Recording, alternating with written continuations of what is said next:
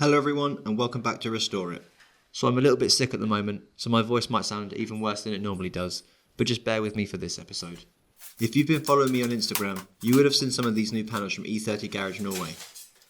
This is the first of 3 parcels I am expecting from them, which will help me finish the chassis in relatively good time. It's so cool to hold a piece of your car that's in perfect shape and condition. It would take me so many hours to make something so much inferior to these pressed parts. Some of you will know that I've only recently learnt to weld, so this is all a little bit daunting for me as it's my first time dealing with panels like this. So in this episode, I'm going to start with something relatively easy. If you remember back to last episode, I had to cut and replace some of the main chassis metal where the seatbelt bracket was located. I ended up removing the bracket after I discovered it was rusting quite badly due to the lap weld that was right next to it. I also mangled it pretty well, removing the spot welds. Only after removing the bracket did I get on the hunt for a new one. And what do you know, E30 Garage Norway just happened to have them in prototype stage.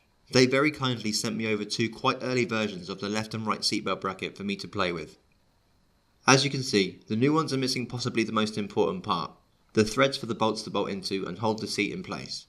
The plan was to remove them from the old one and weld them onto the new one. Firstly, I wanted to make them the exact same size, so I made some markings and cut the new one down.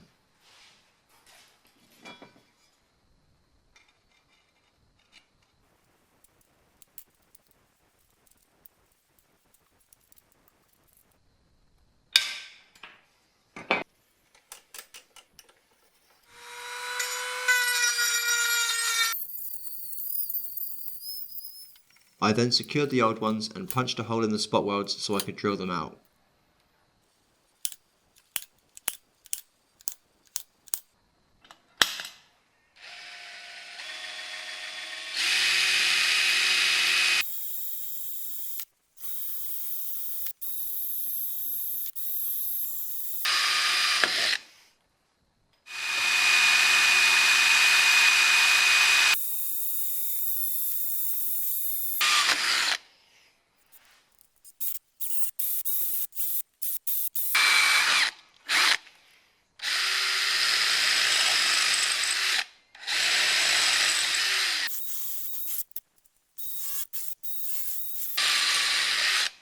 Once they were mostly split at each hole, I pried them off with a hammer and screwdriver.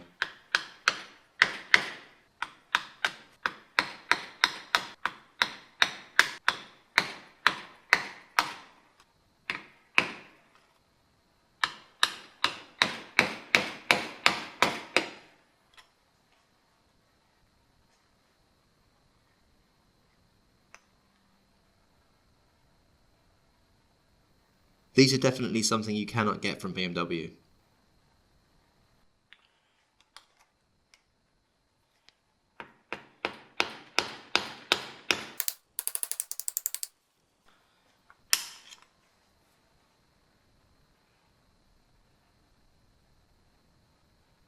Next, I'll use magnets to hold them in place and weld them onto the new brackets. But before we do that, I have a quick word from today's sponsor, Raycon. Raycon have been making earbuds for a while now and are backed by the likes of Snoop Dogg and Carly B. The E25s are their latest and greatest model yet, with 6 hours of playtime, seamless Bluetooth pairing, more bass than ever, and a compact and comfortable noise isolating design. They make for an all-round great package. So Bluetooth is obviously the way to go these days. Between travel and working in a workshop all day like I do, wires just aren't an option. But you've got to find a pair of wireless earbuds with good battery life and great performance. These Raycons tick both of those boxes. 6 hours on a single charge, times 4 charges with the wireless charging case, means 24 hours and really solid performance. I seriously cannot tell the difference between these and the top audio brands, and these are literally half the price. Another thing I really like about the E25s is the fitment. They sit in my ears so well that I forgot I had them in several times. They also have everyone covered with a variety of tip sizes in the box and 7 colours to choose from. So if you want to grab a pair, now is the best time to do it. You can get an additional 15% off your order at buyraycon.com/restore it. That's buyraycon.com/restore it to get these bad boys for less than $70. It really is quite the steal. You can find the link at the top of the video description. Thank you for supporting those who support us, and thank you to Raycon for supporting the channel. Let's get back to the E30. Before I welded on the threads, I gave them a good clean on the grinder.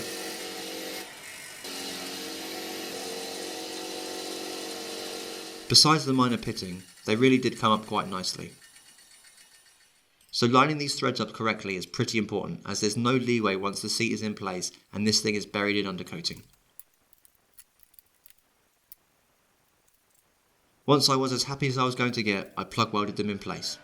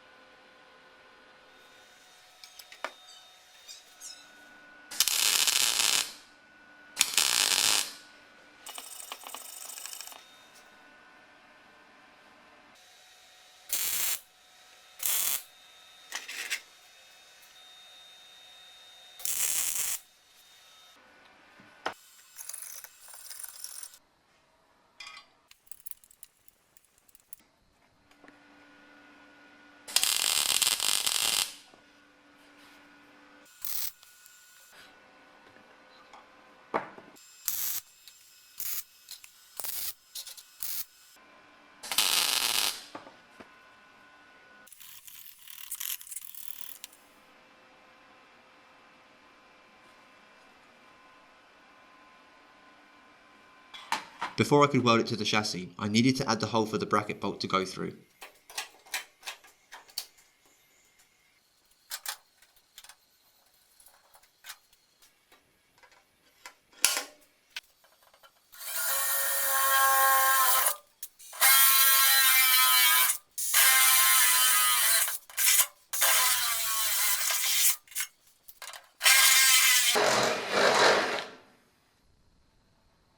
I ended up making the hole a little bit bigger than this in the end.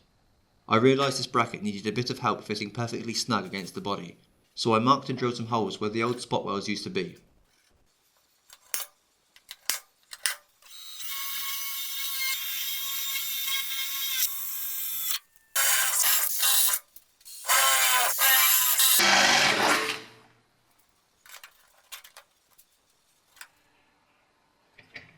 I also drilled holes along the edges of the bracket to allow me to bolt it to the chassis and use the threads of the bolts to force it into its final shape and position.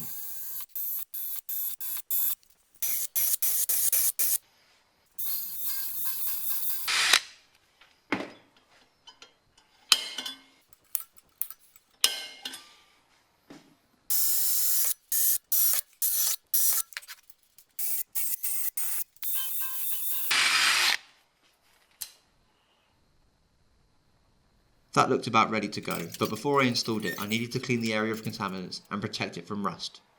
I used quartz silicone remover and a microfiber towel to clean, and upol weld-through primer to protect the chassis from rust once this bracket is in. I am sure some of you have noticed the mess I left from where the bracket was removed. I almost forgot about it, I was so keen to get the new bracket in. Here I'm quickly filling the holes from the outside in. Not the best welding, but it serves its purpose.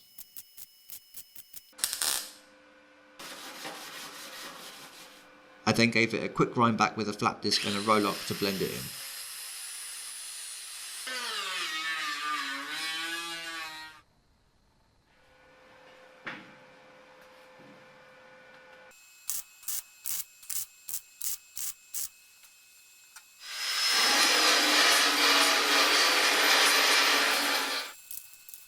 Again, I hit it with some zinc-rich weld-through primer. I also painted the inside of this bracket before welding it in place. I forgot to drill the holes that align it with the ones on the chassis floor, so I quickly punched and drilled the holes after marking them with the bracket in place.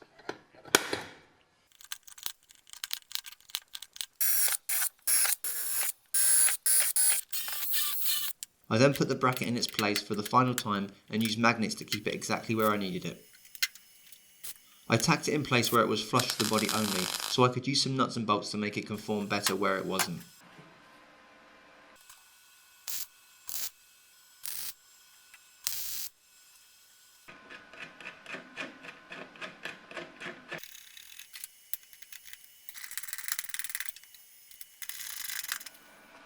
Once two holes were flush, I plug welded them together and moved on to the next one, by which point I could remove the bolt without anything moving.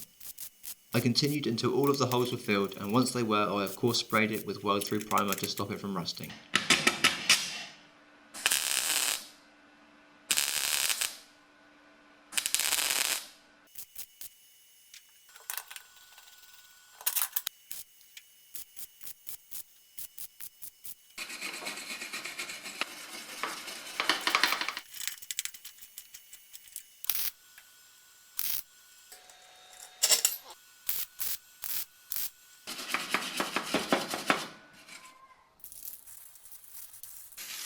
Whilst my camera was busy not recording, I hammered the bits with the holes in them to conform better with the chassis.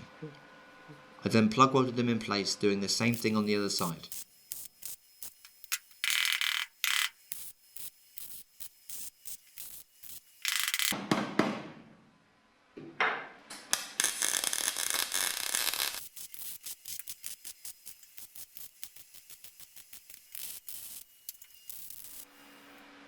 There were also a few spots on the piece I'd previously welded in that needed repair from all the hammering. With the bracket firmly in place, I cleaned the welds and ground them down with a finger sander.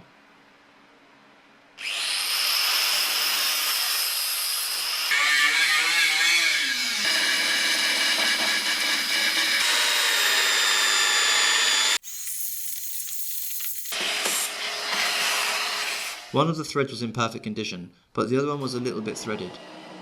So I tapped it after finding the correct size and thread pitch. A quick check with a bolt filled me with a little bit of confidence that the chair will just bolt straight in, but we'll see when we eventually get there. Before I turned the car over and dealt with the other side, I removed some more undercoating from the area. I've been doing small amounts each day to chip away at what is a massive job. I then gave everything a final primer and flipped the car over.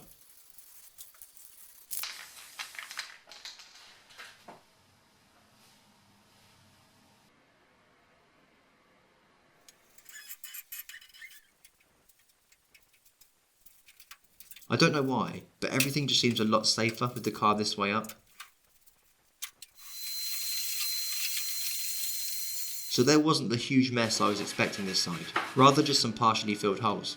I plug welded each hole from this side to seal the deal and ran a few beads to cover the join of the new piece.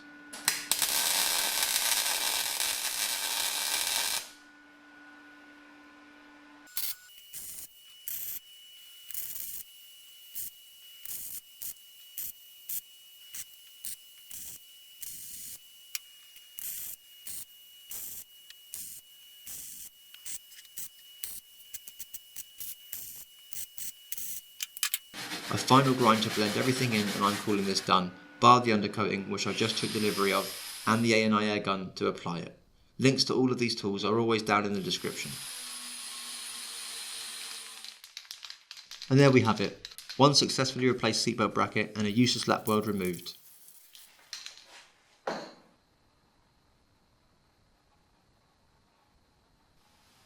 Join me next time when I really get stuck into some of the larger panels and start to think about moving the chassis onto a dolly. Thanks for watching, I'll see you then.